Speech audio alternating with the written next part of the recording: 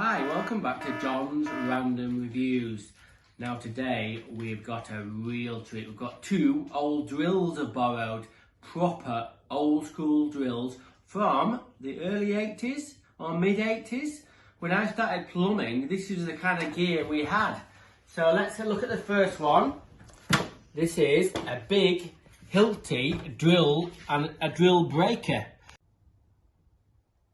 So this is a proper old school hilti drill. Now, I've been using this today. So all them years later, it still works a treat. I've been breaking up a bit of concrete with this bad boy. It's 110 volts.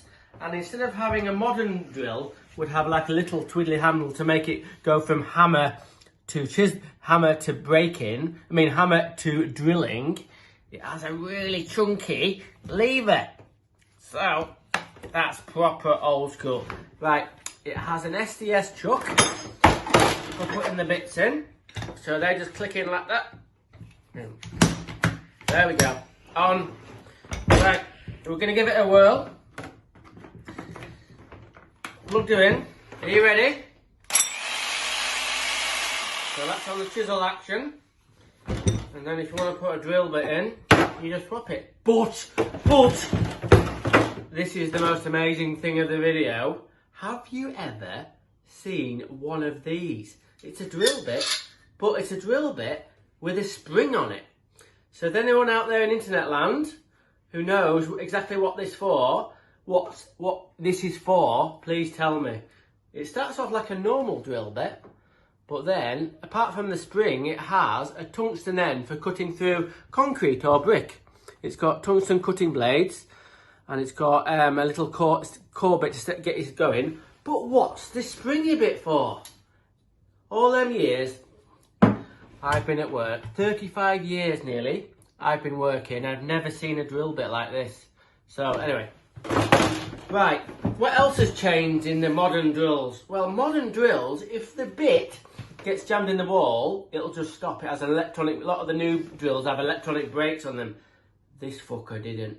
Now then, if you got this drill bit stuck, what happened is, if you were really strong and you had hold of it really well, you might be able to stop it. If it's on drilling, it might be able to stop it spinning.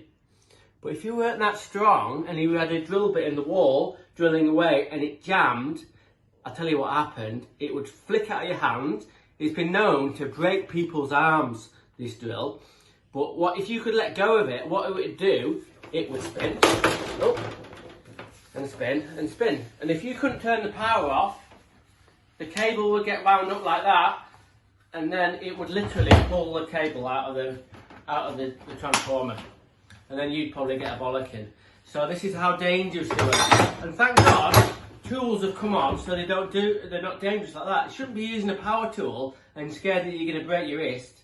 Anyway, we've been using it today. It's still going. Hilti, fantastic drill. Put that back. Right, come on. Next one is a company that really I'm not that familiar with. It's called Spit. Now it's the same company that are now called Spit Paslow, who make nail guns. They're really famous for making the orange colour is the same. You'll recognise that from the nail guns.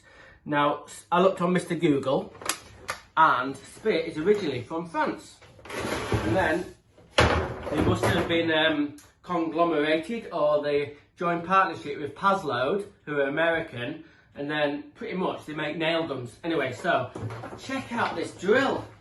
Heavy, industrial, covered in grease, but I think it used to have a handle on it, because it's really, you wouldn't want to hold on to there like that. Anyway, so the funny thing about this drill is, which I've never really seen, it's got a triangular end to the bits. So this bit here is like an SDS bit where the ball bearing sits, but it's got a triangle end. So when you put them in the machine, come in a little bit, and you pull that back and locates into a that triangular bit must go straight onto the motor. The other interesting bit is, the bits are in two parts. The first bit is just the connecting bit for the drill bits, and it's that all the drill bits are tapers.